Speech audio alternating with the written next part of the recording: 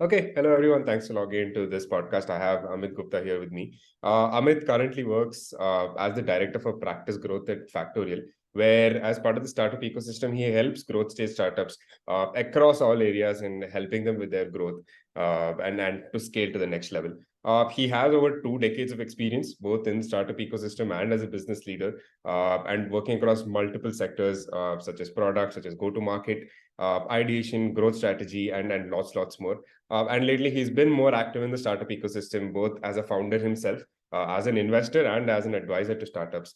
So, Amit, I hope I was able to do some justice to your intro. Anything you want to add, please feel free. No, thank you so much. It's a pleasure having been invited to this, Pavan. Quite excited to do this, and I'm actually been following CoDot, since a while, and some splendid stuff you're, doing. I went through the earlier 18, 19 podcasts, so I love the format. Looking forward, right? I think you overdid the intro part. I'm just a humble, I call myself a humble salesman from over 27 years now. So, and everything else that you said is just incidental to my journey. So, Perfect. again, thanks for having me. The pleasure's all ours. Awesome. Okay, we'll get started and we'll dive straight into it. I think a lot of questions around the startup ecosystem, which you are very vocal about also, like on your own social media, and we'll come to that as well. And I think the first thing we want to start off with is a lot of these questions are around early stage entrepreneurs, early stage founders, and sort of tips for them, because like a large part of our audience also comes from people in college and people just outside. So first thing I want to talk about is problems associated, right? Especially with early stage entrepreneurs and some of the things that they go through. So from all the things that you've seen, let's talk about a couple of problems that early stage entrepreneurs usually commit. And we'll look at two different stages or two different areas where these things happen, right? So first is with user acquisition, and particularly with buying users versus like acquiring them organically with low cost, the sort of mistakes that or problems associated with that. Then we'll move on to problems with product market fit and either not being able to Sure. crack it or not cracking it well enough. We'll start with talking about user acquisition. Yeah. So, buying or acquiring more or less is the same word. I mean, it's just terminology. So I'll start off with, when do you actually need to start acquiring these users? Now, acquiring means you're inorganically or digitally or through paid media promotions acquiring them. See, I was in a webinar a couple of months back. In fact, 2 seasons back, right? And I had a celebrated veteran marketing honcho with me, right? Who used this term about paid media and earned media, earned as in earn, right? So that's a very fair distinction, I believe, right? And something which precedes this whole acquiring customers thing is the storyline that you've built around your product or your service, right?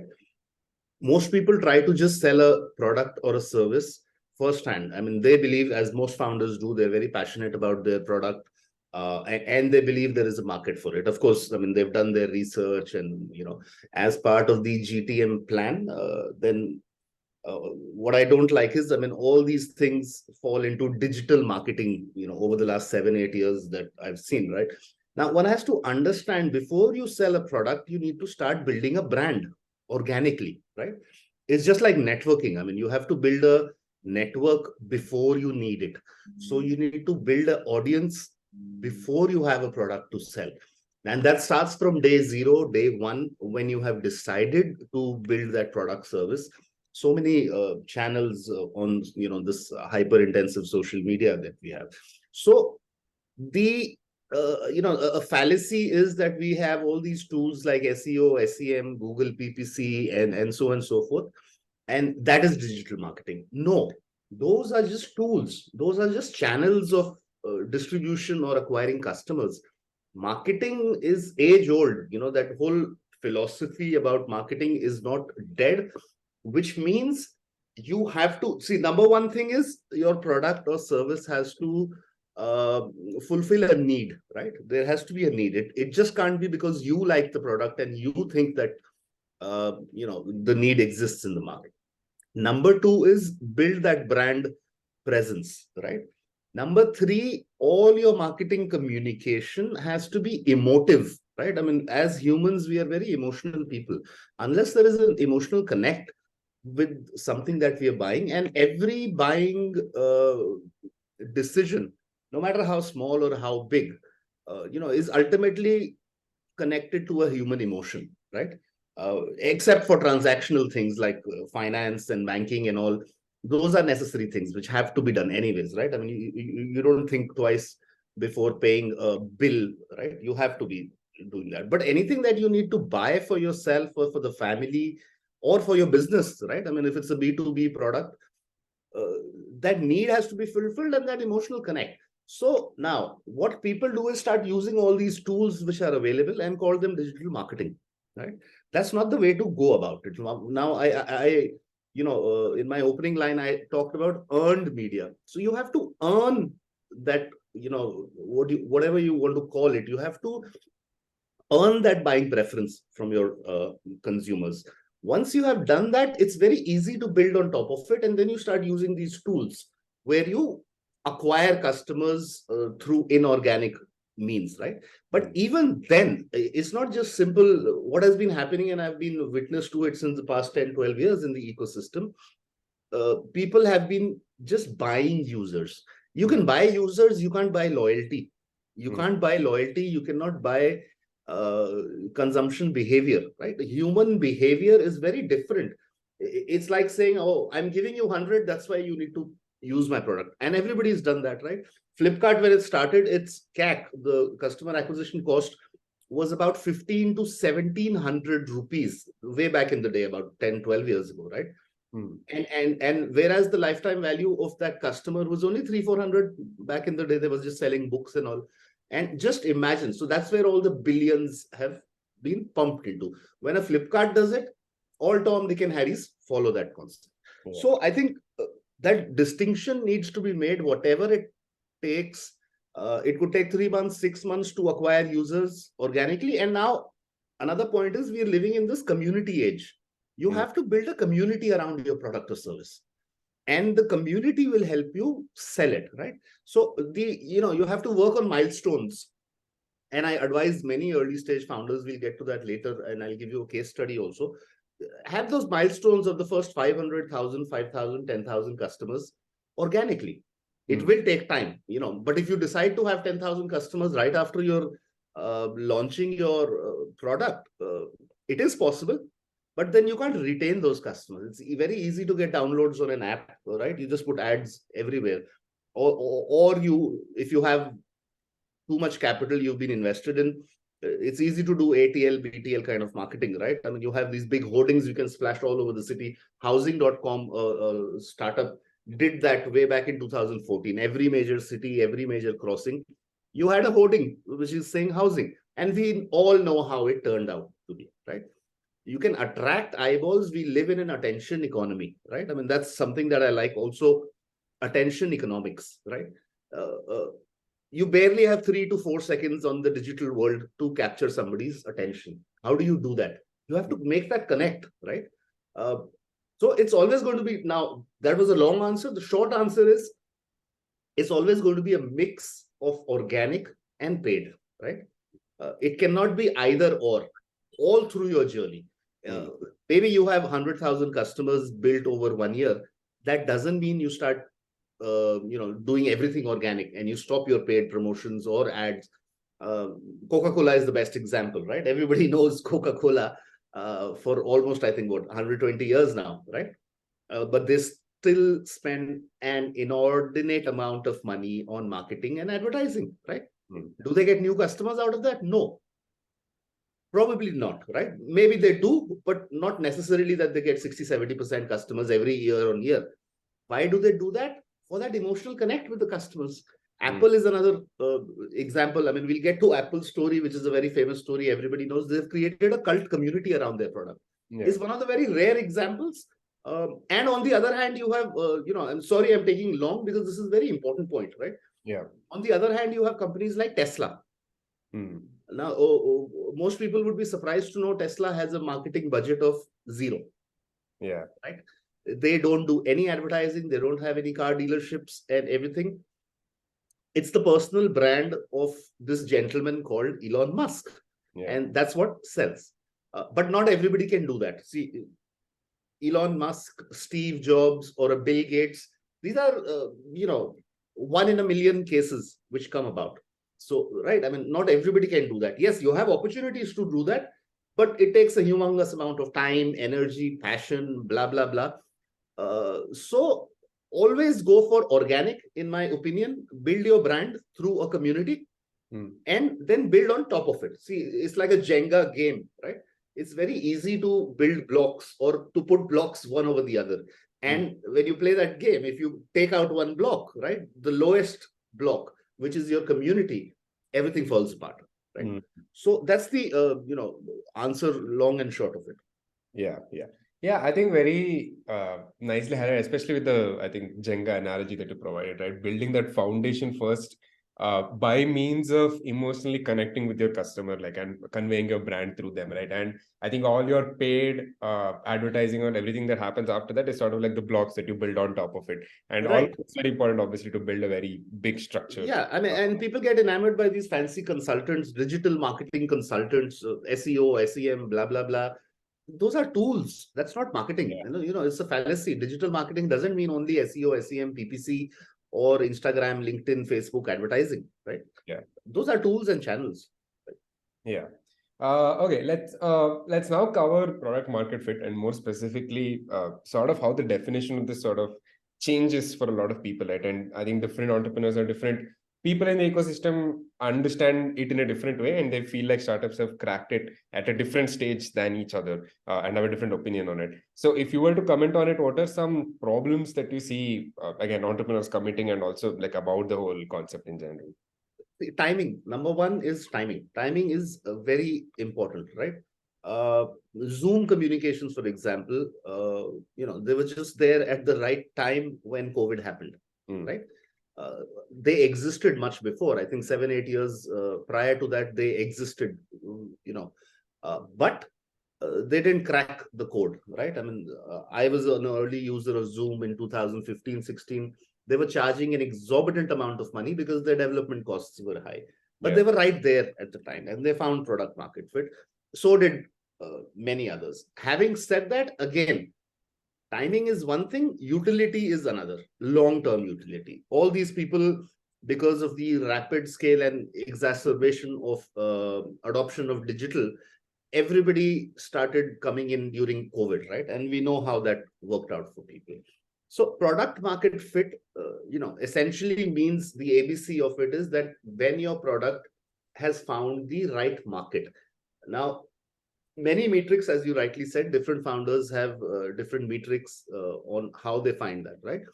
WhatsApp is an example where they never made even $1 for years together, but they found the product market fit, right? So their metric was scale in terms of user growth and adoption and also usage, right? Many others have a metric of monetizing, from day one. So, I mean, different strokes for different folks, but the mistake that, again, people make is because we have built it, people will use and buy. No, that's a fallacy again, right? You have to go back and see because there is a need, and that's why you will do it, right? I always love this cliched analogy of a pizza, right? I mean, if a pizza pie is big and everybody wants one slice of that pie, right? And everybody is fighting for that share. It's not necessary you get it all the time. Even in a large market like India, where from over last 8 years, I've been seeing this billion population, billion TAM for everything, right? Now, that doesn't mean because we have this huge population, incidentally, we're the highest population in the world at 1.6 billion now, right? That doesn't mean that everything is going to sell. And because we're talking of startups, obviously, the definition of a startup is a technology-led disruptive business. You can't expect everybody to be shopping online, right? So now, if I were to say most of these startups, 97%, and I have data to back it up, are loss-making in India, right? Including the Flipkart, Snapdeals, Olas of the world, right? And humongous losses. Even a player like Bharat Pay and was is very important, a very important player in the whole QR code space during UPI, right? I mean, every shop that you go to had Bharat Pay sticker, right? It was kind of revolutionary, not rocket science revolutionary, but still revolutionary. Did they find product market fit? No. I mean, people just copied it overnight. So essentially, product market fit also happens in stages. Number one is your organic user base will start using it organically. ChatGPT is the best example currently, right? They did absolutely no marketing, nothing. They just launched a very flawed product, right? It used to take minutes to even load up that page of ChatGPT. Even now, their servers are full. They built up, I mean, rapidly. I think in the history of startups, they had the fastest 10 million organic customers, or some number like that, right? But they iterated so fast. In 1 month, they launched a new version, which was the paid version. Very easy for them to convert users, and so on and so forth. And now we have a whole lot of copycats, and the biggest of big people like Google, Microsoft, and basically everybody getting into the whole generative AI space. That's an perfect example of product market fit from day one, because a lot of work went into it for 5-7 years. They knew what they were doing, but now not everybody can be a Sam Altman or an Elon Musk or a Satya Nadella, right? I just give you a 30-second example. New Age founder has a brilliant idea around some problem point. Now, also you have to see that problem point is very important. Passion, hard work, integrity, ethics, blah, blah, blah, comes much later. That problem statement. And usually if we look at history and historically, there have been personal pain points. Like Airbnb founders had extra space they wanted to lease out, so they launched Airbnb. Uber guy wanted to hail a cab at a conference in Paris, and he had no means to hail that cab, so he decided to launch Uber, and so forth, right? Same with Elon Musk when he was building SpaceX. I mean, he saw this need. He went to Russia. He wanted to buy used rockets. They literally abused him and spat at him, and so forth. So that need or a personal pain point is very important. And then you have to extrapolate it, right? This is very important, that if I have a need, probably my peer community, my near and dear ones, and you keep extrapolating it. My 5-kilometer radius, 10-kilometer radius, and so forth. One city, two city, region, national, blah, blah, blah, will have that need, right? Like Ola, Uber. I mean, taxis have existed for, decades, probably 60, 70 years, ever since automobiles were invented. Yet there was a need. How do people book a cab at various time points? I mean, not every city has this concept of hailing cabs like that, right? So that need, and also another fallacy is that people build up a network of supporters around them, friends and family, early supporters and all, and they think because those people like the product, they found product market fit, right? It doesn't happen like that, right? You have to get outside that box. It actually is very relevant to think outside the box. Not only think, execute outside the box. So I would say it's very important to do kind of an A/B testing kind of a thing. Do an MVP with the smallest of things. Also, another thing which is very pertinent. In fact, I put out a post the other day by Sam Altman, and a philosophy that I love is, most people try to go for a small chunk of a large market. Like we have a billion population, right? So everybody says, oh, I'll capture 1% of it. And, I mean, you keep reducing the number from 1 billion to the concept of a TAM, SAM, and then SOM, the serviceable obtainable market. Wrong, completely wrong. You just attempt to get 1% of a very large market. Again, it's like trying to get one little topping out of a pizza, not even a slice. No.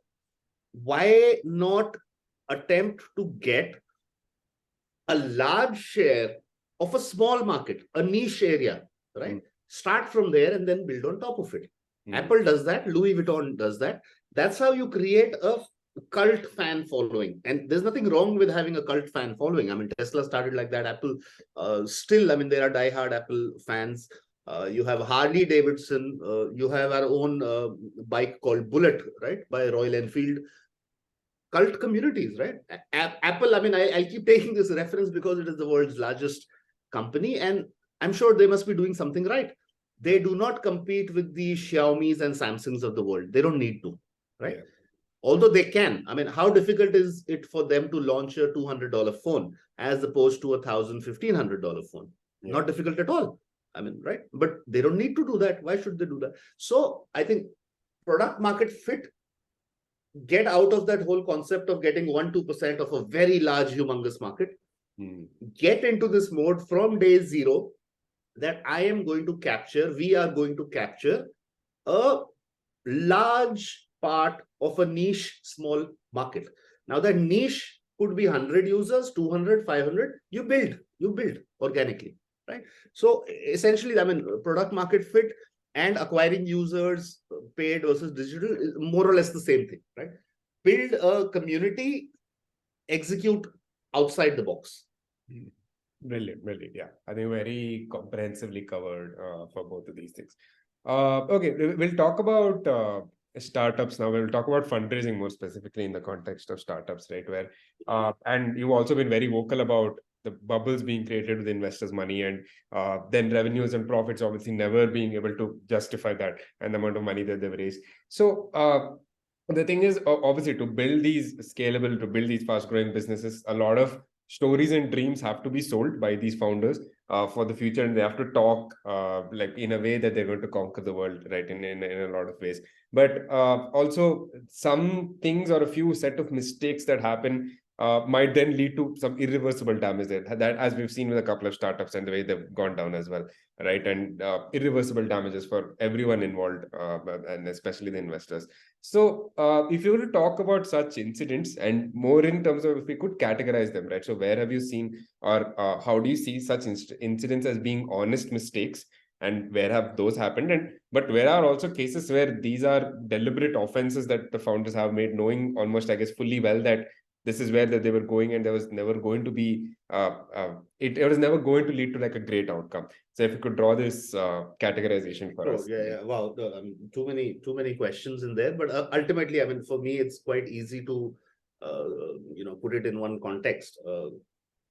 Founder ethics. See, you have to understand. Ultimately, we have all these terminologies, and we love them in the startup VC ecosystem, right? Unicorn, founder, VC, entrepreneur, and so on and so forth.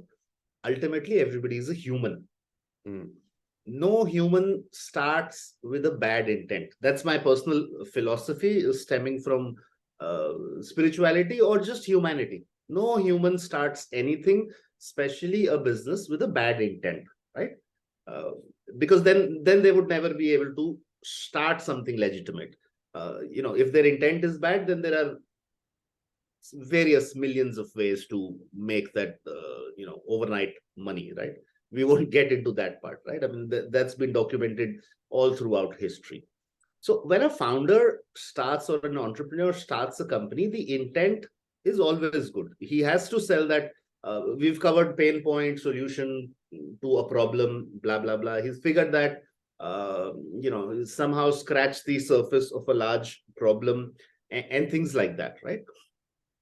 So the intent is always good. Now, that intent is not going to work for him to be able to sell it now. Intent is something which is inherent to every individual. It's very difficult to describe it or translate it into numbers and a pitch deck, right? So there comes storytelling, right?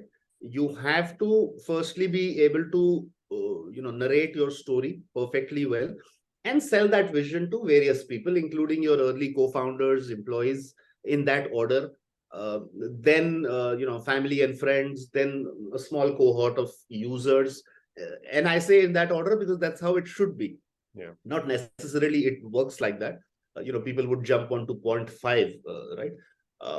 Point 3 is convincing angels then to raise your first investment, or if you're just borrowing from friends, family, right? I mean, ultimately the story has to be set, and every time at the back of it is the founder's good intent, right?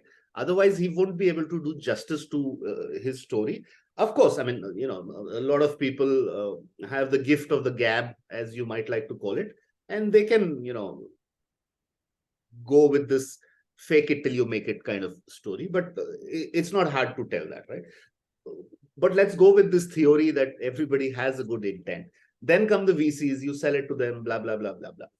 Now I stick to the Indian ecosystem, right? I mean, 12 odd years ago, that's when this whole startup thing started to arise, with the Flipkarts of the world coming in, Olas and so on and so forth. Amazon Global came into India. Wasn't a startup by any means, but at least it gave a fillip to the whole ecosystem. So we had all these people getting very enamored by this whole thing. And then, of course, we've had these stories of Elon Musk, Steve Jobs, Bill Gates, and always on the rich lists and everything, and many other people. I mean, several of them. Netflix is another success story, and so on and so forth. So everybody started with that intent. Number one fallacy, which I've already covered, is the TAM. Even 10 years ago, we were more than 1 billion users, right? Of course, internet penetration was not there. E-commerce penetration was non-existent. Things were going digital. And I know, because I grew up with the system in 97 when the internet was launched. We had those, dial-up connections. And so I know that whole story. And e-commerce actually, very incidentally, was then also started in 2002, 2003. India Plaza, Raidef.com, Sifi.com, and so and so. And then we had the original e-commerce player called eBay. Right? And I keep making reference to e-commerce because in startups, everything is ultimately commerce, and E is, the internet or electronic. So what happens is these founders, and what has happened in India, globally also, I mean, it's not wise and right for us to keep targeting Indian entrepreneurs, but of course, there is some problem here, right? They give out these hockey stick projections based on that TAM, the billion number. Projecting that, okay, I'll have 20 million users using it year on year, 30-40% growth. Somehow they reach that 500 million kind of a number, and it has been happening, right? I mean, we've had digital penetration going through the roof. We had 4G going through the roof, courtesy Geo, and so on and so forth. Now this whole story, go back to Satyam, that computer company, right, by Raju Ramalingam or somebody like that, right, in Hyderabad. And the way it exploded, nothing to do with startups. It was a hardcore IT company doing pretty well, competing with the likes of Wipro, Infosys, TCS, and so on and so forth. They got sucked into the whole game where they had to, fudge their numbers in order to compete, get investments, probably bank loans at that point, or private equity investments. Same thing has happened here, right? And also these bubbles or these FOMOs. So I'll skip now to the last 5-7 years. What's been happening is that everybody invested in FOMO and bubbles, right? In the hope that things will keep getting better, users will be acquired, whether organically or through these paid media channels or by deep discounting. Deep discounting is the whole biggest problem in India. Ultimately, you see, I did many posts on that, and I have data to back it up. Ultimately, the TAM in India of anything to do with commerce electronically is 100 to 120 million people, right? Out of 120 million people, 30 to 40 million, and I'm confident of that, I have again data to back it up, are the repeat users and high spenders, just 40 million people, right? As opposed to 800 million in China, some 250 million in the US, right?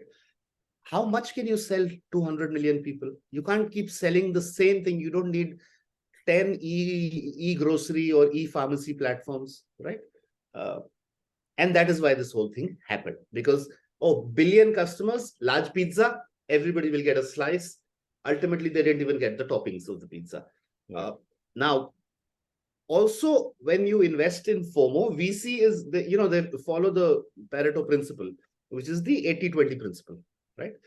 Which means 20% of their investments, actually even lesser, but we follow this analogy, give them 80% of the returns. I mean, 8 to 9 of their investments out of 10 are bound to fail, right? I mean, there's historical data. They shouldn't, according to me, they should never do that. Instead of having outsized returns of 200x, 300x, why not have 20x, 15x over your entire portfolio, right? But it doesn't happen. I can't change that. That's how VC has been going on for decades, including in Silicon Valley, right? From the biggest of the biggest, SoftBank only has had one successful deal in their history, which is the Alibaba deal. 20 million turned out to be about, I think, 27 billion when Alibaba IPO. Everything else, has been just a dud, right? So founders, when they raise money at these unrealistic valuations and raise huge amounts of capital, when I say it's huge like a Byju's raising billions for no reason. It's called an ed tech platform. They did nothing for education. They did nothing for technology. And people can quote me. Probably they might like to sue me for this, but it doesn't matter. That's the reality, right? And countless other examples. So founders, now we were coming back to honest mistake or a mistake or a deliberate act, or what we call in the Indian banking ecosystem, willful defaulter, right? There is this concept, when you have bank NPAs, you have willful defaulters. Now, again, intent and will is very hard to ascertain from an outside perspective. It's only the person doing that mistake that knows what his intent was, right? He's sold his story. So we started with the assumption that everybody has a good intent, which I sincerely believe they do as humans. But ultimately, as humans, we are all greedy also, right? We are greedy. It's been a biological game of survival of the fittest, right? Now, in a civilized world, survival of the fittest. In a business entrepreneurship world, you can't keep killing each other, right? You can't keep fighting with each other. So you have to resort to certain inventive, innovative ways, which turn out to be good, largely for the most part, inventive marketing, creative storytelling. And then you have the bad side of it. The bad side of it is now you have projected those hockey stick growth numbers of 20x, 30x in 3 years in terms of your revenue. Doesn't happen now, right? And all these 3-4 years you've spent burning cash to acquire users. Again, extremely wrong when you only had 40-50 million users using your product, loyal customers who have a need. Somebody like me, and I consider myself to be in that 40 million, and I buy for convenience. I value my time, right? If I need, I do 99% of my purchases online, anything and everything, right? Except for high value one-off purchases like a home or a car or something which needs a physical touch and feel, right? But largely on a day-to-day basis, I don't need to be discounted. And neither did those 40-50 million people need to be discounted. But they fell for this trap, right? I mean, if I'm spending on a daily basis 1,000, 2,000 over groceries, medicines, blah, blah, blah, 100, 200 is not going to make me any difference, right? I mean, the time part is... I live across a shopping mall which has 20 restaurants. Subway is about 200 meters from me in my own condo complex. Yet, I order from the same Subway, which is 200 meters away, through a Swiggy or a Zomato, right? Convenience, right? Makes me... I'm recording this podcast with you. Now, if I want to eat something, I don't have the time to go down. So the point comes down to, when there was a need, why discount? Hockey stick number not achieved, then you start resorting to inventive means. I'm not going to name names. I've named companies, but I'm not going to name names. We've had founders then thinking, I'll use a Hindi phrase, ab ye to dubne wala hai, ab main kya karu? Why not save myself first? Although historically the captain is the last to go when a ship is sinking, right? We've all seen Titanic also. But in this case, and we have a very famous brash founder who wrote a book also. I won't name him, right? Not for the fear of being sued, but I don't like to talk about people. I like to talk about problems, right? Who made the statement that every founder needs to liquidate and get 80% in every secondary sale, right? He made that statement in a book, a much debated book. The guy came on Shark Tank. Now everybody knows who he is. So, right? Greed. Nothing but greed. Most of these founders, again, not naming names, maybe it's a cultural issue or something. I don't think, because our culture has always been to be very humble, very docile, or just be very grounded. I mean, last 2-3 generations were very grounded. I mean, we are a very young country, so we know the value of everything. We still haven't adopted that American consumerism or materialistic life. But I think things happen too fast, too quick. It's like a drug. You inject yourself with heroin or opium, and you need it again and again and again and again. That's the funding part of it, right? They get stuck into this whole game. Firstly, they think ये तो डूबने वाला है, अपने लिए कुछ निकाल ले, अपना business के लिए भी कुछ करना पड़ेगा. They start inventing, they start fudging numbers. Go Mechanic is a prime example. Zilingo is another company, based out of Singapore and India, which did that. And then you have these massive examples globally of Elizabeth Holmes of Theranos, or the philanthropic Sam Bankman-Fried of FTX, right?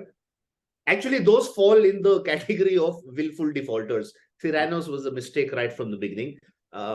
That's more to do with ego. Ego is another thing. That's another human emotion. So to cap it off, nobody starts with a bad intent. It's a vicious cycle that you get sucked into. You necessarily don't have to, right, get into that cycle. There are always options. You don't need to raise 100 million to be able to do barely 100,000 of revenues. And I have case studies and examples of people who are doing that. There is an app called Kutumb in this country. Yeah. Kutumb, right? Used by millions of users, millions of times a day. That's the statement somebody made on my post. You'll be shocked to know, I mean, their revenue was barely, I think, 1 or 2 lakh rupees or something like that, right? What will the founders do? And I am not insisting that they will resort to fraud. We had the example of housing.com, and the same founder was funded once, twice, thrice. I think probably the 4th time, and it's all exploded. A noted investor called InfoEdge, has just ordered a forensic audit. All goes back to that whole Satyam saga, right? Or globally, Ponzi schemes, you have Bernie Madoff and all that. But inherently, you see, startups were disruptors. That's the thing, the very corporate monopolistic structures that they wanted to disrupt. Yet, the whole thing. So 3 things in here. Number 1, excess capital, like a drug, is responsible for this whole thing. Number 2, wrong TAM. And number 3, of course, just human greed, right? We have countless examples in the Indian ecosystem of these guys never having made even 1 rupee. And I say 1 rupee of profit. Some have made negligible revenues. Yet the founders, apart from the lavish lifestyle, okay, let's leave apart that. Everybody's entitled to, having a good life. They're all angel investors. They're all angel founders, right? They have an opinion on anything and everything, including those Shark Tank judges, right? Except I think 1 or 2 of those Shark Tank judges, none of them have ever made any money. They've just wasted money and things. So very difficult to discern between willful mistake and when it all blows up, a mistake is a mistake is a mistake, right? So be careful, be humble, stay grounded. Yeah. I love this thought leader called Naval Ravikant. I don't follow many people except Naval Ravikant. Follow as in, follow his philosophy and quotes. And he said, to raise a child takes minimum 7-8 years, right? So to do anything in business, to make a career in anything, whether you're in a job or a corporate world or running a startup, 10 years minimum, right? There are no shortcuts to it. You can't expect to do something that has to happen in 10 years in 1 or 2 years, right? Steve Jobs saved money by going to a Hare Krishna temple, walking about 15-20 miles every weekend. He saved money, right? So that, because he never had money, even though he belonged to a decent middle-class family. So those values are very difficult to teach in a college or a university. Those are values, right? Values come from people. And the mistake that people have made in this country, in spite and despite of seeing people like Tata's, Birlas, and now Reliance, and countless other, you have the Wadia group, the family, and countless others. You have business families across the Indian history, which have created legacies. They are not overnight successes. So, okay, you wanted to disrupt corporate inertia, disrupt the ecosystem, not operate like a corporate, but ultimately business fundamentals are business fundamentals. They don't change overnight, right? The oldest company in the world is from 500 AD in Japan. It's been 16, 1700 years. They're still in operation. They must have done something right, right? Fundamentals of business don't change. So, and intent is something that very difficult to discern. I mean, it's an individual thing, right? Yeah. Yeah. I mean, we'll stay on the same topic, and I think another thing is now, how do you approach the other side of things, right? Like when you know all these things and you understand it really well, it's still at this stage when you're raising funds, for example, you have to be optimistic and show good projections, but while also not being too like understanding all of these things. So when you're actually making a projection and when you're pitching to an investor, what would you say is like a good way to talk about both user growth and be very realistic about it while also painting a very good picture and also talking about eventual revenue and profit? So what would you say is like a good way to go about it? Again, I mean, no rocket science. Problem, solution, user base, which is the market, and a realistic user base. I've already given this example of the 1 billion fallacy, trying to target a very small share of a large market. Start from targeting a large share of a small market, right?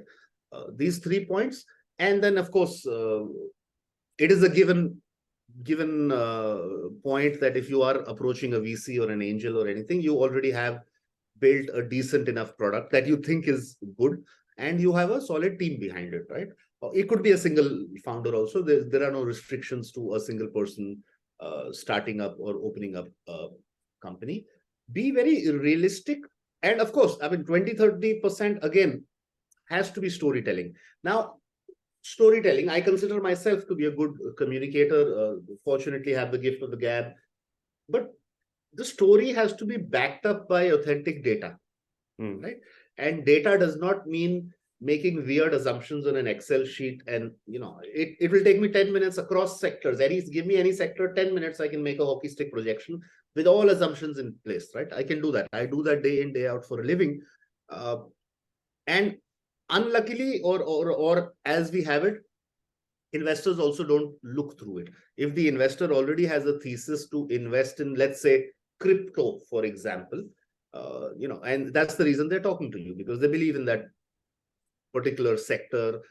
Your check size matches, everything matches. That's why an investor is talking to you, right? Investors, again, are humans, and unfortunately, they rely a lot on gut instinct and gut feel, right? Which is not wrong.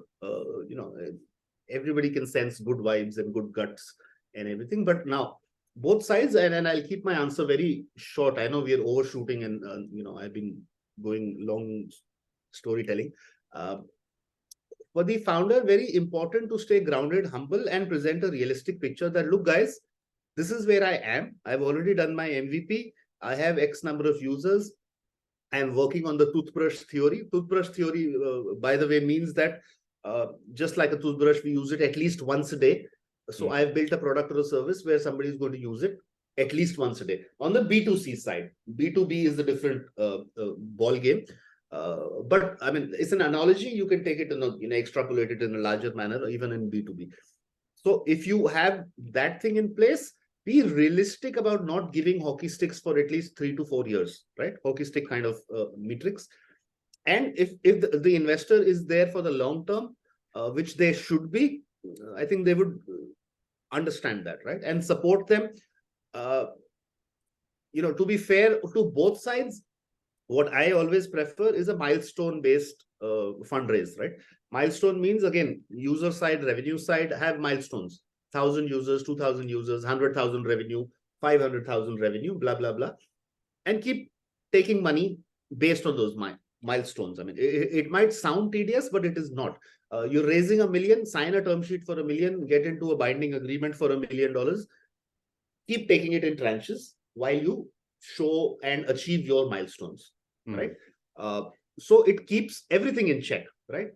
Ethics in check, integrity in check, checks and balances in place.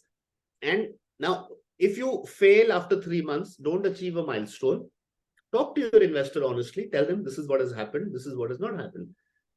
As opposed to you would already be having that billion in your bank. You don't need to talk to your investors and you keep burning that money, right? 6 months down the line, and failure is encouraged and should be encouraged also. There's no harm. There is no problem in failing. This is another problem in the whole Indian ecosystem. Failure is looked down upon, which it should not be, right? If you've given your best, you've done your best, you tried all your best, and things didn't work out, fair enough. If there is money in the bank, please return it to all stakeholders. If there's no money in the bank, just shut down, do something else in life, right? So, and for the investor also, it works out good if it is a milestone-based funding. Investor is investing in several companies, be it an angel or a VC, right? 10, 20, 30, large ones have very large portfolios. It's practically impossible for them to look after day-to-day operations of any business, right? And also, you have to understand they are investors. They are in the business of investing in businesses. They are not in the business of running businesses, right? No matter how good their advice might be, they cannot run for you, right? So I think those are the metrics. Be realistic. And once you start achieving those milestones, build trust. Trust is another very important thing. Trust with all stakeholders, trust with your employees, trust with your customers, right? Especially in B2B, trust is of utmost importance. And B2C also. B2C, unfortunately, you don't have the advantage of meeting or connecting directly with all your customers, right? But you do that through your marketing and through your actions, right? Famous brands like Amul do that, right? I mean, through their creative marketing. Nike does that. Apple, of course, is the prime example again, and so on and so forth. And when you do all those things right, the right investors always will come by. There's no dearth of capital in this world to back up innovative ideas. Absolutely no dearth.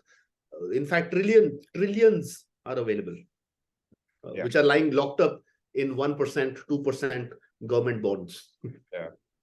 Yeah, perfect.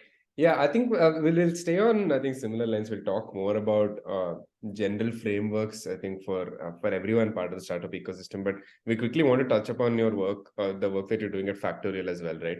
And specifically with helping brands take like intelligent strategic decisions, and when it comes to like using data in the right way to make these decisions. So to be more specific in this question, if you could cover, one is how you would help startups, like especially when they're on a growth stage, when they have limited resources, specifically with respect to data, and how do you counter that obstacle when you're working with them? That's one. And second is if you could share a few case studies of let's say startups that were struggling with, let's say, user growth or revenue monetization broadly, and then they've managed to turn it around, right? So if you could provide a couple of cases. Sure.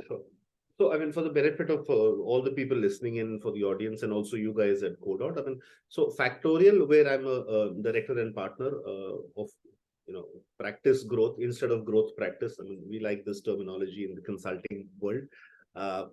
So we are a boutique management consulting agency. I mean, for the lack of a better word, even though consulting is a much abused word in the whole sphere of things. The minute somebody says consultant or an advisor, to me also, right? I mean, I think big scam, big PPTs, big jargon, and things like that. So that's something that, we don't do. We don't even have a presentation of our own selves. The work that we do is, of course, partner with and advise growth stage companies across their business functions, right? And when I say across business functions, it covers everything: sales, marketing, HR, finance, leadership, mentoring, coaching. And specifically what I do is transaction advisory. Transaction advisory, I mean, for people who don't understand, terminologies of finance, is helping them in their finance transactions, be it fundraising, both equity and debt, for mature companies, joint ventures, or for very mature companies, M&As, right? The reason we do that is, I mean, we are a very boutique team of hardly 7-8 people, comprising 3 senior partners, including myself, all coming with 25, 30 years of multi-sector, multi-geographic, experience. Me especially, our senior partner, Naidu, actually is a serial entrepreneur over the last 30 years. Ran companies, all of us, we've ran businesses. I've ran a business for 18 odd years. And so we understand business. We've raised capital for ourselves. We've been angel investors in limited capacities individually, and continue to be. Our third senior partner, Ram Nutakki, also comes from the consulting world. He had a stint with Big Four, and he understands how to efficiently run a business. Now, that efficient part is very important. For all these stories that I gave you and you're aware of, and so is the audience, of these big flare-ups, 97% not making money, our intent is to work with founders who have a very good DNA. When I say again DNA cannot be changed. They're passionate about products, right? I mean, we have a portfolio of 8 to 10 companies. At any given point, we don't work more than that. Reason being, we don't want to spread ourselves too thin, and the work that we do is very hands-on. So we don't give any corporate consulting jargon. We execute, get our hands dirty. Again, the reason for that is we want to create an impact. I mean, the other day we put out a statement. I mean, collectively, we've had this vision now over the past several months that we want to help scale and grow 100 companies to reach 100 crores, right? Which is typically about 10-12 million dollars. Not a big number. If you speak about globally, 10-12 million is like barely peanuts. But in the Indian context, right, reaching 100 crore top line revenues, 100 companies is our vision over the next 5 years. How do we do this? Again, partnering with growth stage. When I say growth stage, people who have transcended their 0 to 1 journey and are on the next stage of the 1 to 5 or the 5 to 10 journey.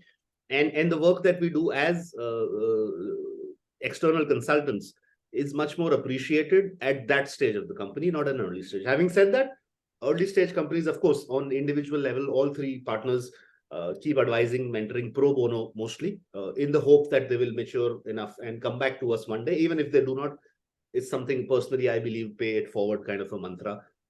Tons of people help me in my life, so I do that.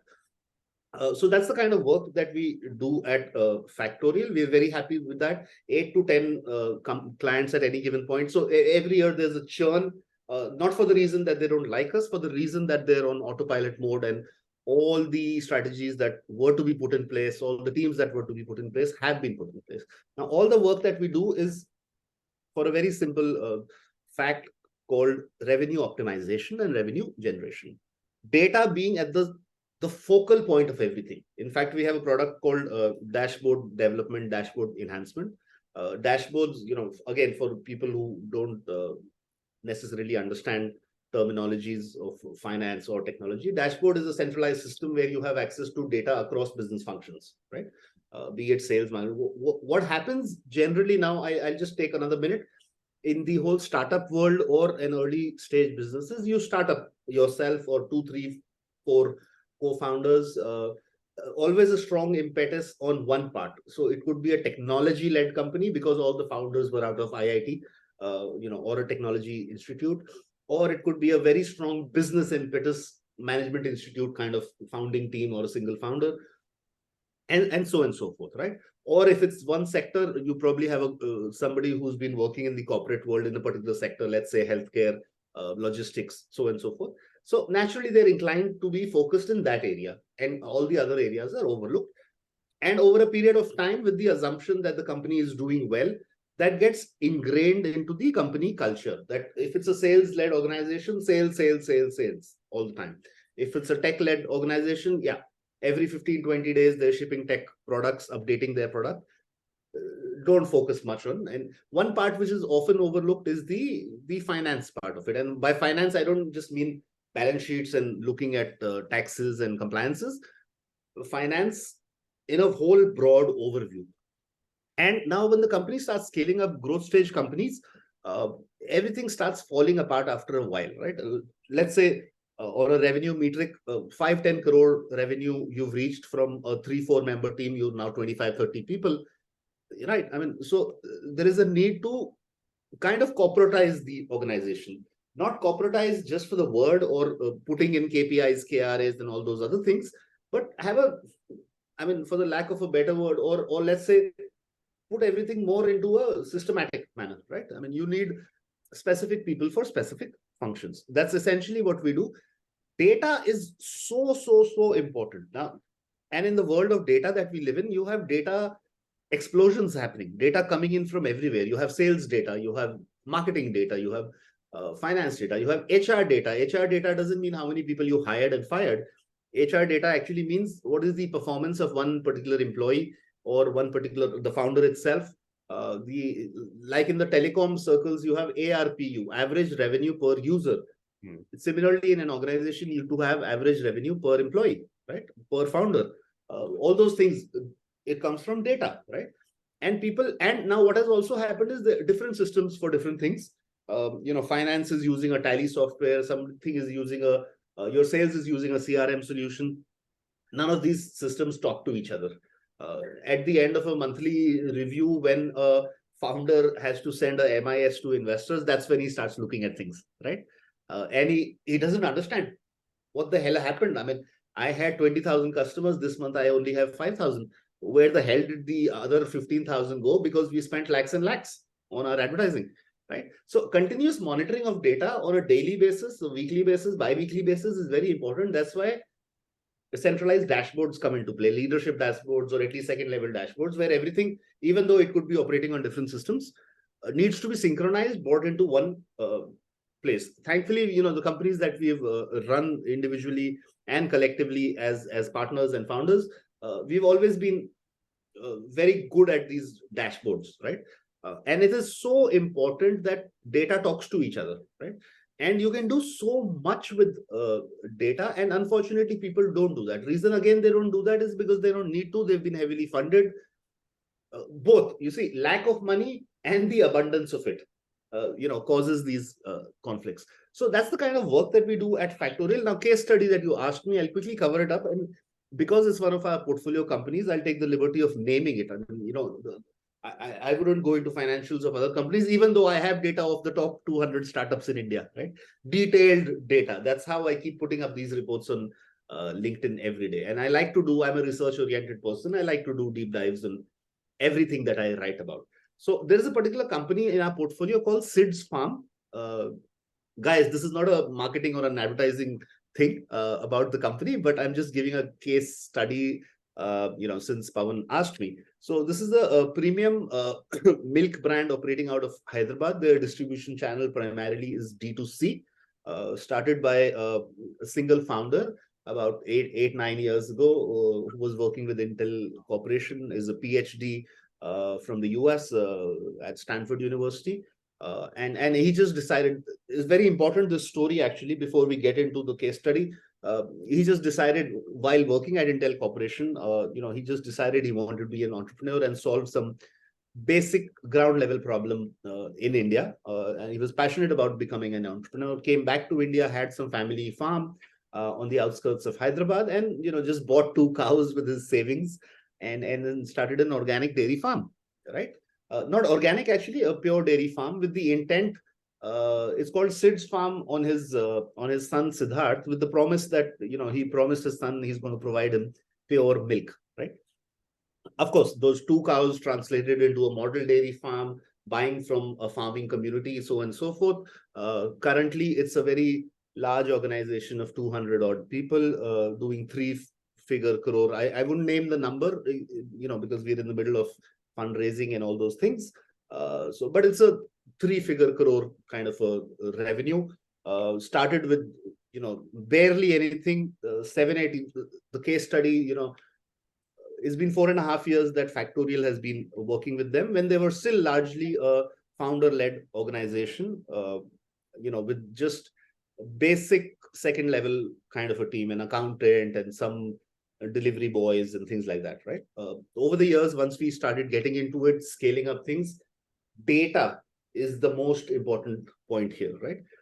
It's a D2C model where they deliver milk within 12 to 24 hours of milking a cow, right?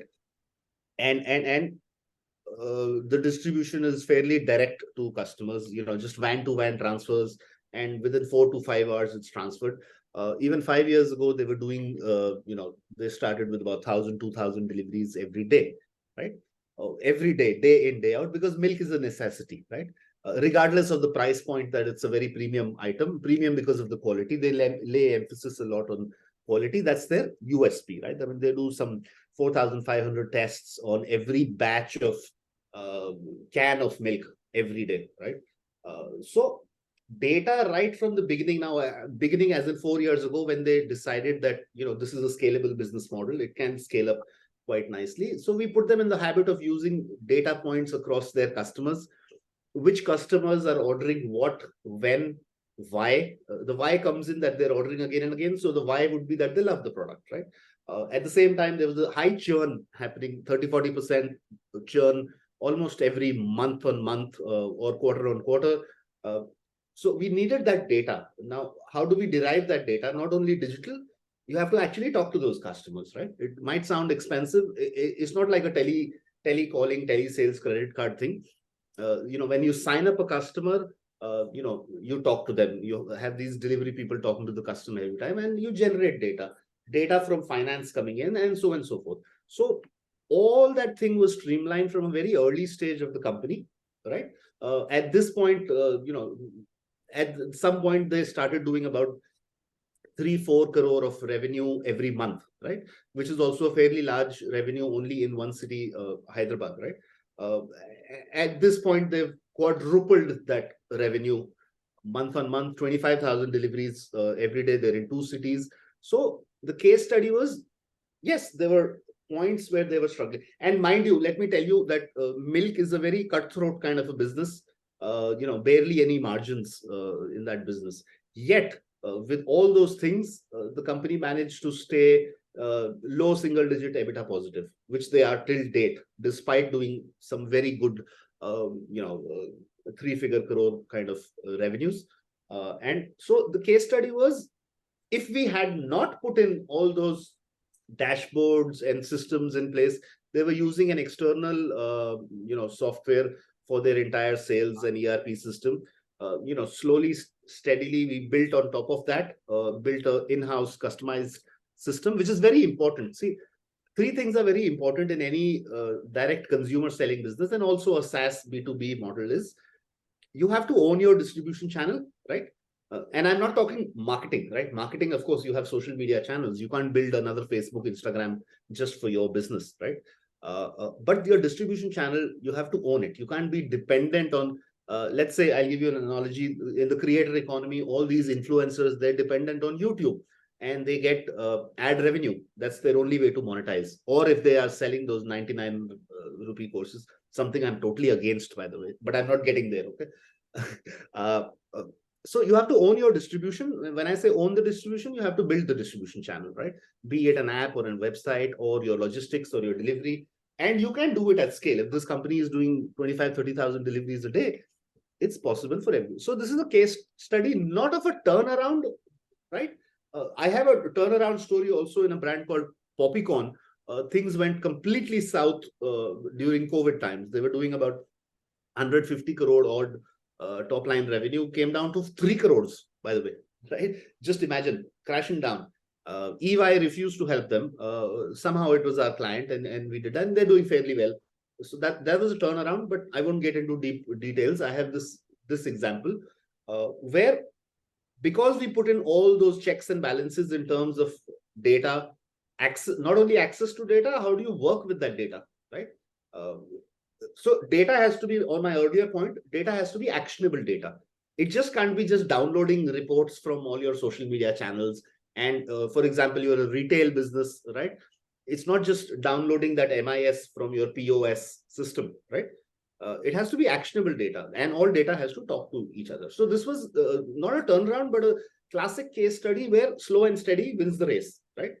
They haven't won any race. There is no race to space anyhow, but they're doing fairly well. And now this is very important. So this company started with just 1 city, okay, doing fairly well, 3-figure crore revenues. Now they have perfected the model. It took them 6 years, 7 years to perfect that model. Now to copy paste that model across cities, right, across countries, probably in the next 10 years, is fairly easy. Nothing is easy. But because we have a template, we've templatized the whole thing. You see, templatizing something is very important. And that happens with practice. Practice, not only an individual practice, but across your organization. That's what you call company culture, by the way, right?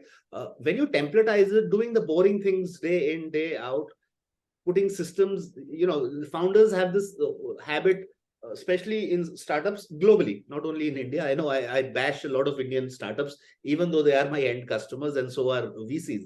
But I have the advantage of sitting in the middle, so I play the devil's advocate, being an advisor, right? Uh, a lot of things take time to build, so please devote that time, right? And put and don't have always this aversion to, oh, I don't like corporate jargon, I don't like corporate structures. Forget the word corporate. Ultimately, it's a business, it's a company. You need to have a method to the madness, right? The method comes in after you put in checks and balances, systems in place, and the digital world that we live in. You need to put these data points and have actionable data through dashboards and whole lot of other things. Once you do everything together, it's like a puzzle. It's like a jigsaw puzzle we all played with in our childhood, and some people do it now also, right? Uh, each piece would eventually fit, right? And ultimately, then it's very easy for you to do more puzzles like that. Right? So yeah, that's a case study of Sid's Farm, exceptional company, exceptional founder, almost 250 odd people at this point, starting from a single cow, single person. Yeah. Yeah, it's very inspiring to hear, I think, such stories of startups like scaling from such a grassroots level to making it so big, Yeah. right? And they never got into this game despite huge competition, which I'm not going to name, right? I mean, I only named this company because it's part of our own portfolio. Yeah. They've also had challenges where people are trying to outburn them, right? Outburn means outburning cash, right? So if they sell milk at 100 rupees a liter or something like that, there is competition which is marking their product at 100, giving 30-40% discount and offering it at 75, right? How long can they do it, right? Yeah. Unfortunately, in India, people have been doing it for far too long. We're in this, again, a rocket science of a discovery called funding winter. So, everything is just exploding, and it's exploding by the minute now, right? If people were to look at my LinkedIn of late, I just even don't know how many stories to publish, right? It's like mass level extinction happening, and everybody can't bear this harsh winter kind of story, right? And the reason for that is because you don't pay attention to business fundamentals, right? Yeah, I think fine. Yeah, I mean, like you rightly said, it's gone to the point where fundamentals have become so important now, like, because it never seemed to be the case for the past few years at least, but now suddenly everyone's now talking about unit economics. Yeah. So simple.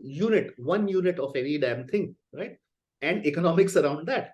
Now everybody talks about, including VCs, they all talk about, oh, reduce your burn, reduce your CAC, increase your LTV. I'm not going to elaborate on all these terms, but they're self-evident. And pay attention to unit economics. It's like everybody's made some kind of a bloody rocket science of a discovery over the last 2 years. Yeah. It's just simple, basic economics. Even a street seller, a vendor knows these things. I'll just take 10 seconds. There's a famous founder in India, famous by his actions, Ashish Hemrajani of Book My Show. It's a company which has been in existence since 25 years, gone through various cycles, right? I mean, he says, ultimately, it's a tamasha, whatever is happening, right? How much can you keep burning? 100 रुपए का note लेके सड़क पे खड़े हो जाओ, line लग जाएगी. Why do you need to build a business, technology, blah blah blah, and you call it cost of customer acquisition, right? 10 दिन के बाद 50 रुपए का नोट लेके खड़े हो जाओ, and you call it cost of customer retention, right? So, and you'll get millions of data. Everybody would be willing to give you their business card if you give them free money, right? But now the next person is going to do that, and the next and the next. But at some point it has to stop. Yeah, perfect. Yeah, I think very nicely summed up.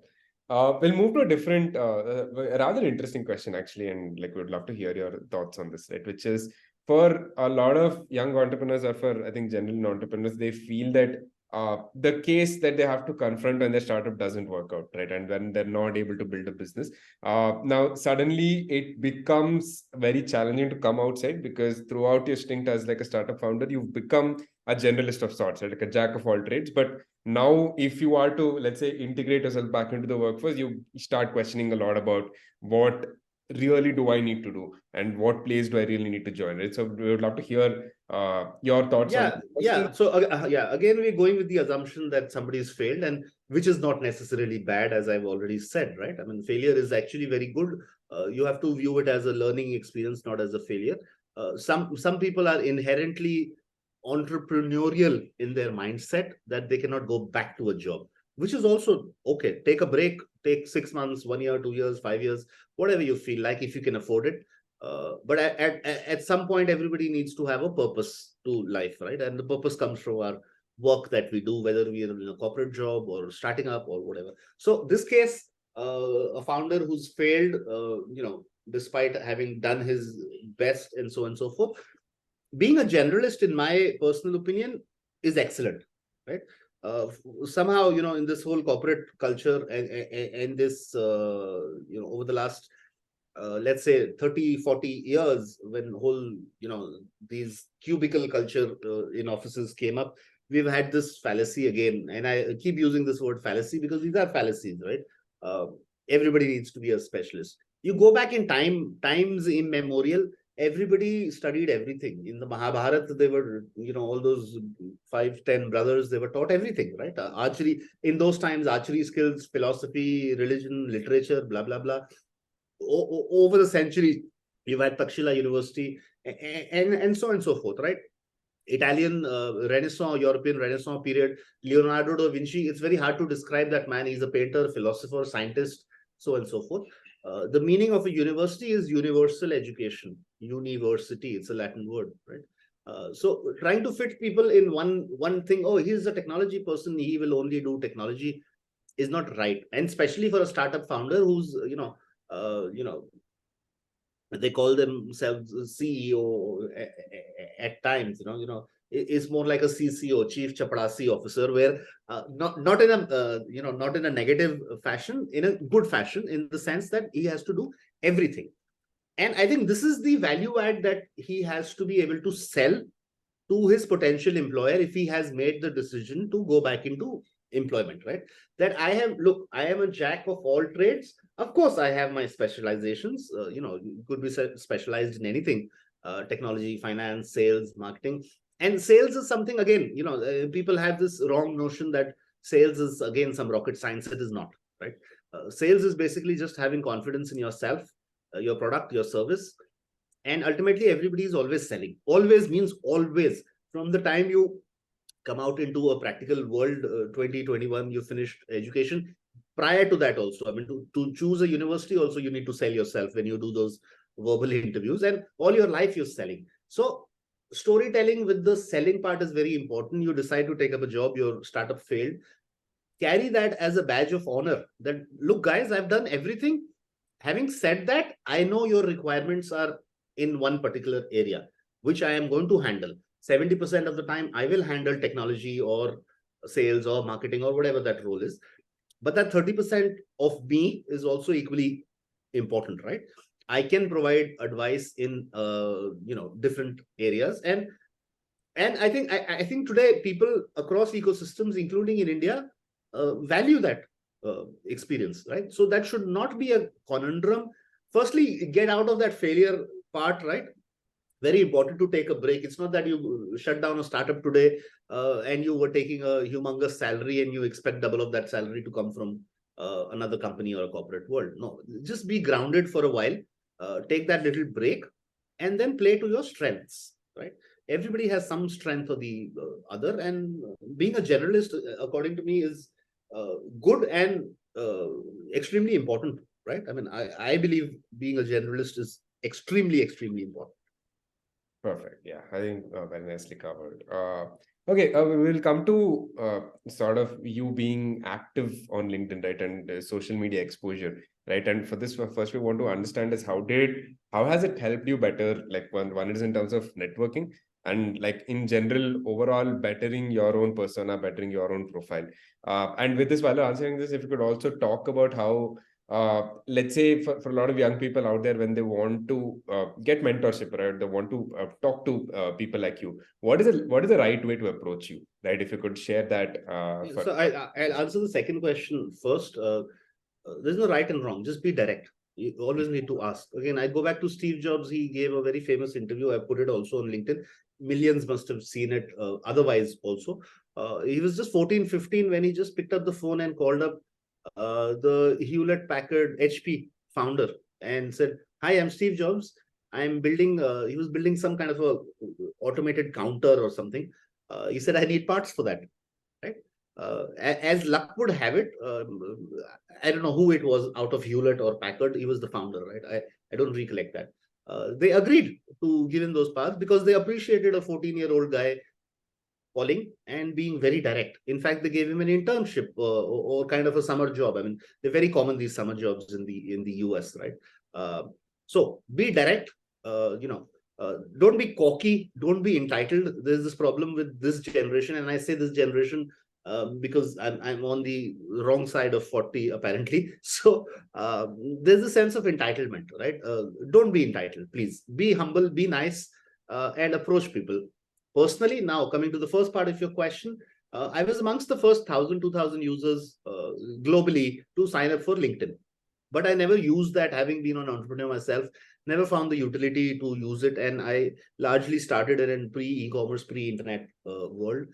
Most of my marketing sales was offline through trade shows. So I didn't find any utility. And also the number one reason I think for people back in the day to go on LinkedIn was to find jobs, right? I never needed a job. I've never had a structured job in my life for various reasons, right? I've been having grown up as an entrepreneur and starting at a very early age. So, but now over the last, I think 3-4 years, I've been super active. It all started at, so I was off and on LinkedIn, other social media, I think 14, 15, when I got into the world of startups. Facebook was exploding at that time. We were running a B2C, B2B2C event ticketing marketing company, largely focused on entertainment at some point, entertainment live events. Facebook was a channel, so I adopted Facebook, having moved on from a friends and family network to a kind of a social network. So I was kind of used to interacting, and I am a people's person, by the way. I love meeting people for no reason, interacting with them at because I grew up with these whole trade conferences and seminars and trade shows, and so you meet thousands of people. So I'm quite adept at that. During COVID, I think everybody got online. LinkedIn was a good thing. Facebook had almost died down for various reasons. I'm not going to get into those reasons, right? LinkedIn became a de facto business networking platform, right? And what I liked about LinkedIn is, firstly, I mean, the sanity. Everybody's kind of sane there compared to Twitter, right? You don't, largely you don't have trolling and all that stuff. So everybody's professional, sane. They're not all goody like an Instagram also. And I give you a personal experience. So in my line of work, I need to approach VCs for funding and fundraising deals. And the way I work is a top-down approach, where I would necessarily go to the top partner of the VC firm, so as to get more conviction, right? Yes or no. It's better to hear it from the horse's mouth, right? So in my experience, and this is a very funny part about networking, right? The higher position people that I tend to approach, higher position as in because of their work and their profile, not necessarily the designation, but the work, tend to be more receptive and very prompt in answering. Just like we had the example of Hewlett Packard founder being receptive to Steve Jobs, or you have another analogy. The Alibaba founder, actually Masayoshi Son, SoftBank founder, had also called Japan McDonald's CEO at some point, right? Relentlessly, and ultimately he got on to him and was advised to get into technology, right? Why I'm making that Masayoshi Son SoftBank example is because for almost 2 months he was just speaking to the gentleman secretary who would never put him online, right? So lower hierarchies somehow globally, more so in India, lower the hierarchy, very difficult to approach, right? For some reason, the sense of entitlement, you call it, or maybe let's say an analyst at a large VC like a Sequoia, Matrix, Axel, right? I mean, because they're part of such a large organization, they carry that badge that, whatever. So for me, networking, I mean, it comes naturally, first of all. Some ground rules that I always adhere to: not to have an intent or a commercial ask, the minute I connect with somebody. Be direct, right? Be direct doesn't mean you start selling insurance and credit cards to people, right? Right? Uh, uh, and ask and it shall be given. I believe in that philosophy. If you have an honest intent, I'm also a firm believer in this universal concept of synchronicity and serendipity, right? Synchronicity is, it's by, I think, Carl Jung, that whole concept that when you work towards various things, right, uh, a lot of serendipitous occurrences keep happening. Now, there's no pseudoscience or voodoo or any religion to do with it. What happens is, if you focus your energy on one particular area, right, naturally more of such opportunities will keep appearing. For example, an algorithm of LinkedIn, right, or Facebook, Instagram, right, you keep liking posts of a certain influencer or a content or something. You follow finance, so if you're just following finance, you keep seeing finance all your life, right? And that's how it works. Now, because you want to reach out to a top CEO, CFO, whoever, you'll have more of these people also reaching out to you, right? Very important to, I think, in today's time, we have the Elon Musk example. Of course, again, that's one in a million example. For everybody else, building a personal brand, specifically on LinkedIn, is very important. The company pages don't work. People only go to company pages when they have to research on that company for a job, right? Uh, Selling anything, you need to have basic fundamentals in place. The offline way of networking has to be adopted online. Just because you're connected to somebody doesn't mean you start selling to them instantly. It's like you meet somebody waiting for a flight at the airport, right? You don't start telling them about your work profile and what you do, and you're a CMO, CFO, blah, blah, blah, or you've invented some rocket science product or something, right? You do a hello, hi, how are you? How's the weather like? Right? And so on and so forth. So that's how LinkedIn works. It's a community, right? And you need to respect that community, engage with people, be a generalist, think outside the box, stop tooting about your own horn all the time. Talking, there's this great thing about, people, which each to his own, always talking about themselves, their product, their service, their funding, or the lack of it, blah, blah, blah, blah, blah. How the hell does it matter to another person what you are doing in life, right? Occasionally, yes, please do share good and bad stories about things. Uh, in a community, right? I mean, go back to history of civilization. We are social animals, right? Um, LinkedIn, Facebook, Instagram, Twitter, blah, blah, blah. We are ultimately all social animals, and in a civilized world, we need to behave in a civilized way. Having said all those things, build your network before you need it, right? I mean, which essentially, so now you don't even know when you would need that network, right? So essentially, it means that you start behaving in a nice fashion from day zero. When I say behaving in a nice fashion, don't oversell, don't overkill, behave like you would do in an offline community. So when the time comes, be visible, be consistent. And if you are not, doesn't matter, right? I mean, doesn't matter. Again, I mean, LinkedIn, now we're getting to this, topic, which is very close to me for critical reasons, where, 10 hooks to go viral, 10 phrases to do this, blah, blah, blah. What's going to happen? Are we going to win medals, right? Nobody's winning a medal for content, right? You might have 20,000 followers, 100,000 followers. How the hell does it matter? Right? So be focused on what you want to achieve. Have that intent at the back of your mind. Approach people with a good intent and you will get a response. How to approach people for mentorship? Be direct. Be absolutely direct. Some people might like to charge you for it. They're entitled to it, right? I mean, free advice is never valued. And the seriousness, and respecting each other's time is very important. Having said that, a lot of people do offer valuable advice. I do that all the time, both paid and pro bono, right? I mean, I make that distinction because, I mean, if I don't do that, I'll be flooded with requests. Every week I get 50 to 100 odd requests for speaking to me or helping with blah, blah, blah, blah. most of them I take it up if I can, or I would say a polite no. And what would happen if you're direct? Either two scenarios. Either you'll get the answer that you're looking for, or you'll get a no. Right. So it's better to get that no and just move on. Yeah, yeah, perfect. I think very nicely put. Right. I think we've just slightly exceeded our time, but I think final couple of questions to wrap up. Sure. Yeah, 5 minutes. I'll try to be shorter also. Yeah. Yeah, no worries. Okay, so the next one is something we like asking everyone who comes on the podcast, right? Which is the role of dialogue and experience-based education in your life, and especially a time where learning has become so democratized right now, and because of the internet, right? So, what has been the role of talking to people, conversations that you've had, and experience that you've had that you've really cherished and sort of helped you grow in your professional career and personally as well? Right. So I come from a dinosaur world, right? Old world. I think I attended college what year 23, some 28 odd years ago, in 1995. I started college, right? Uh, uh, Even though you say education is democratized, I do not think it is. It's become more and more structured, right? More and more rote based learning. Rote based is you're just cramming up things, and it applies to most countries, probably not the West so much in primary education, right?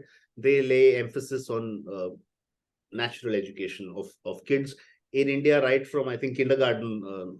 We start this race to space, as if there's some medals being awarded. So, and that is why dialogue is so important. When I say dialogue, it means interaction with your peer community, with the network as you keep growing up, right?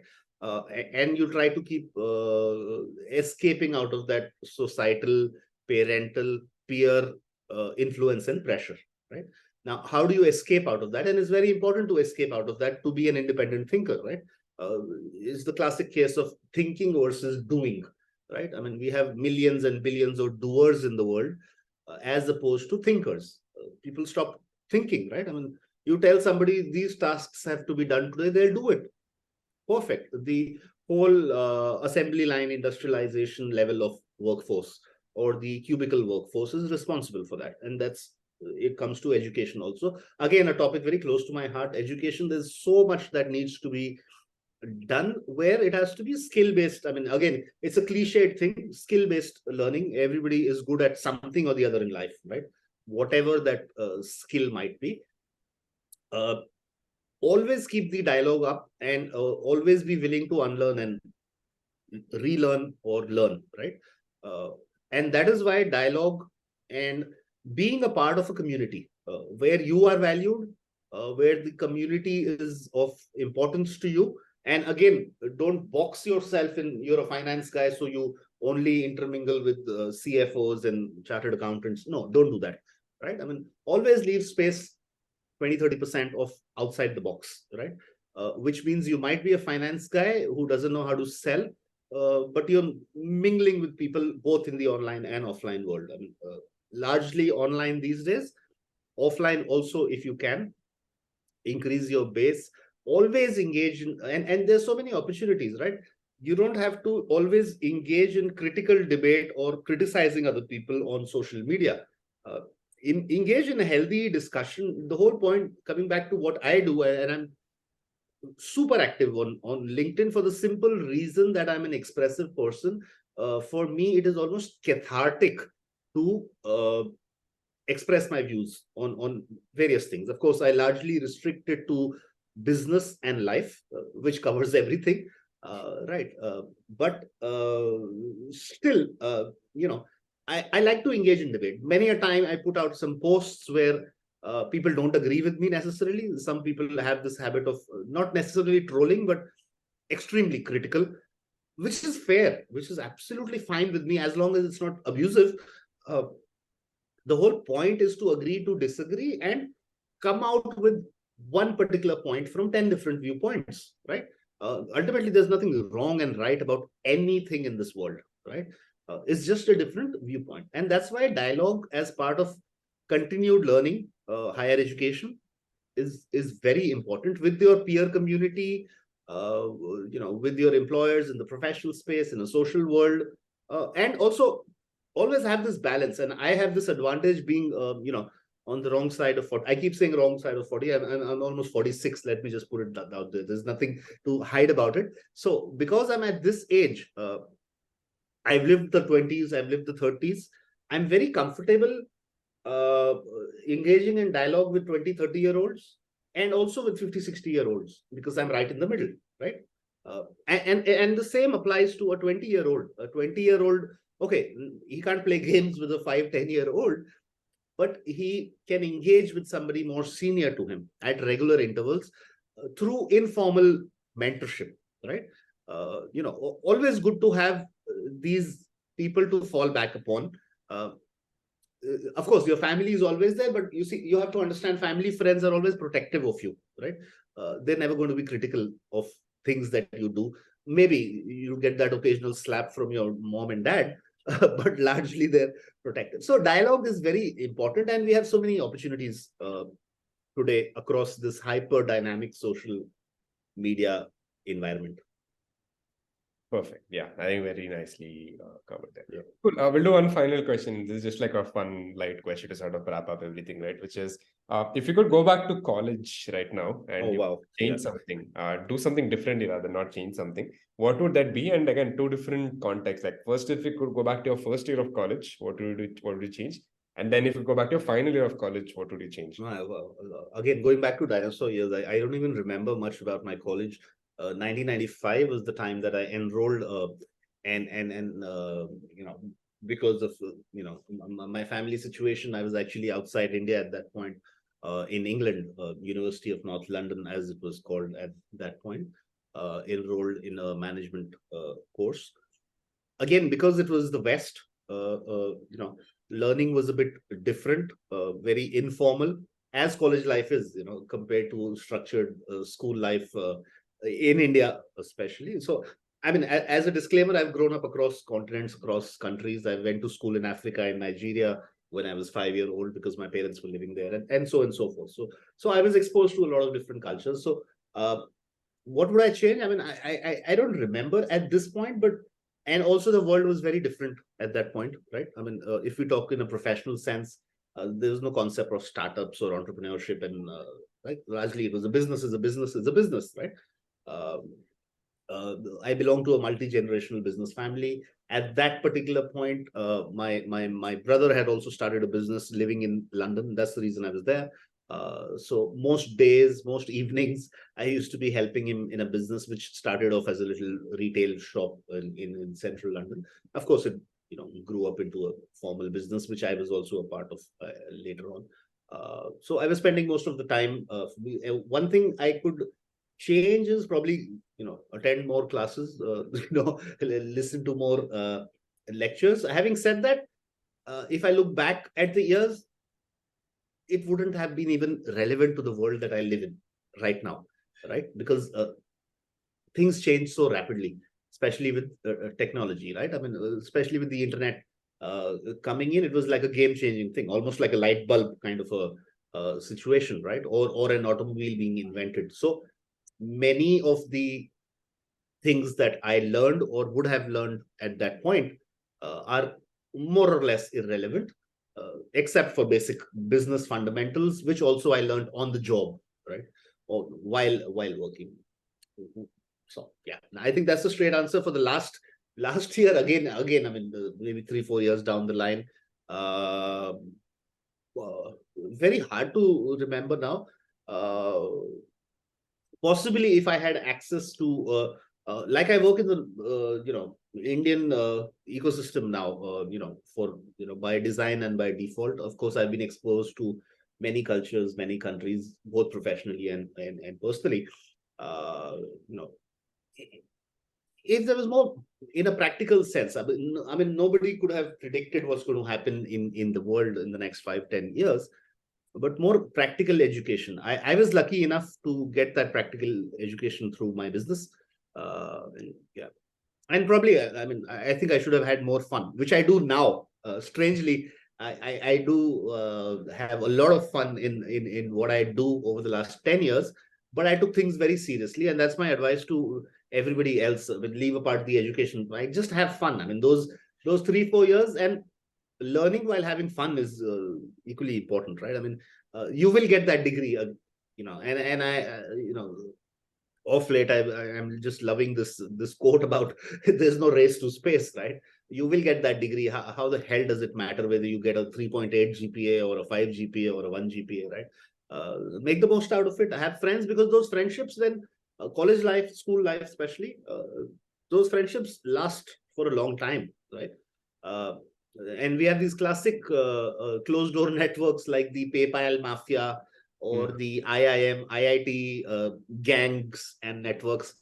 I mean, you call them alumni, but they carry you forward in life, right? And those relationships are only built when you have fun, right? You can't just be doing coursework and making PowerPoint presentations together, right? You ultimately need to have fun.